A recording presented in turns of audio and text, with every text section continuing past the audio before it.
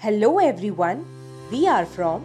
Today we are going to discuss fundamental analysis of Indian automobile company Tata Motors. Key points for our discussion will be Introduction, Company Venture, Management Discussion Analysis, Business Line and Revenue Mix, Market Share, Financial, Shareholding Pattern, Investor Point. Tata Motors was founded in 1945 as manufacturer of locomotives, formerly known as Tata Engineering and Locomotive Company (Telco), and became Tata Motors on 29th July 2003. The company is ranked 265th on the Fortune Global 500 list of the world's biggest corporations as of 2019. Tata Motors manufactures passenger cars, trucks, vans, coaches, buses, sports cars, construction equipment and military vehicles. Tata Motors is the only Indian company to get 5 out of 5 stars in crash test. Hot selling products of Tata in passenger vehicle segments are Harrier, Nexon and Tiago. Commercial vehicle consist various vehicles such as Intra, 1918, Marco Polo buses. Tata Hitachi has construction vehicles and heavy commercial vehicles are produced under Tata Daewoo. Then Tata Motors also owns JLR as their premium brand, which consists of various vehicles such as Jaguar F-Pace and Land Rover Evoque.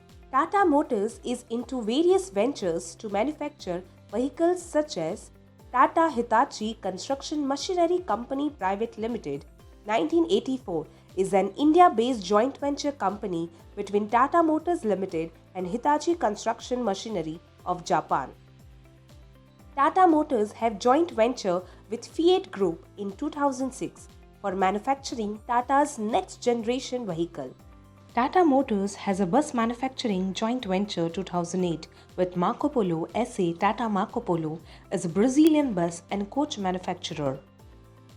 Tata Daewoo is a commercial vehicle manufacturer from South Korea and a wholly owned subsidiary of Tata Motors. It is the second largest heavy commercial vehicle manufacturer in South Korea. Tata Motors acquired Jaguar and Land Rover from Ford in 2008 for $2.3 rupees, approx 12,000 crore, merging the two marques into a single company in 2013. Jaguar and Land Rover vehicles earn 74% total revenue of Tata Motors.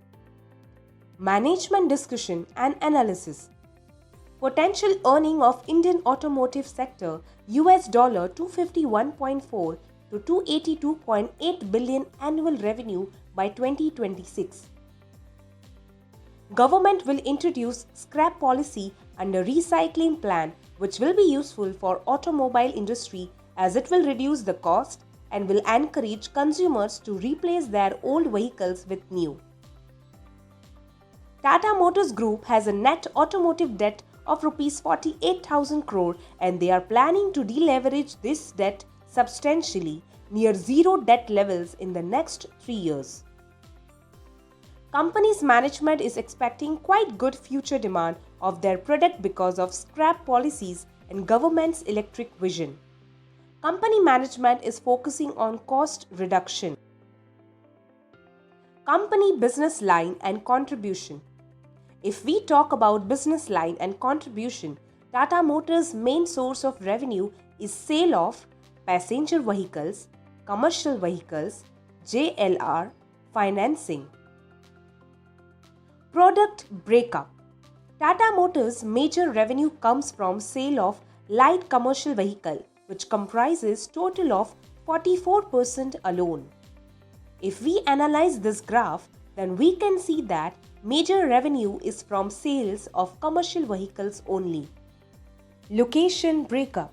Majorly, Tata Motors generates revenue from India, USA, European and UK market. Brand-wise breakup. Graph shows brand-wise revenue of Tata Motors. As per this data, major revenue comes from Jaguar and Land Rover vehicles, which consist approximately 74% of total revenue. Market share. Tata Motors Limited leading commercial market segment by holding 44% of market share. But in case of passenger segment, Maruti Suzuki is leading the market and Tata Motors hold approximately 7.9% of total market share. Financials. Sales. Over the year, sales of Tata Motors have increased and current decline is due to pandemic. If we compare our quarterly results year 2020 with 2019, then we can see the difference in sales due to pandemic. Profit after tax. Profit after tax is decreasing because Tata Motors is facing heavy losses because of foreign exchange, employees separation cost and impairment in Jaguar and Land Rover in the year 2018-19 and 2019-20. As per quarterly results, company was able to reduce losses. Debt. Debt portion of Tata Motors is rising year-on-year basis because development of new technology and infrastructure for manufacturing quality products. Interest. This expense shows that total interest of owing loan to a company which is increasing in case of Tata Motors. Shareholding pattern. Approximately 42.4% of shares are in promotes holding, out of which 3.95% of shares are pledged.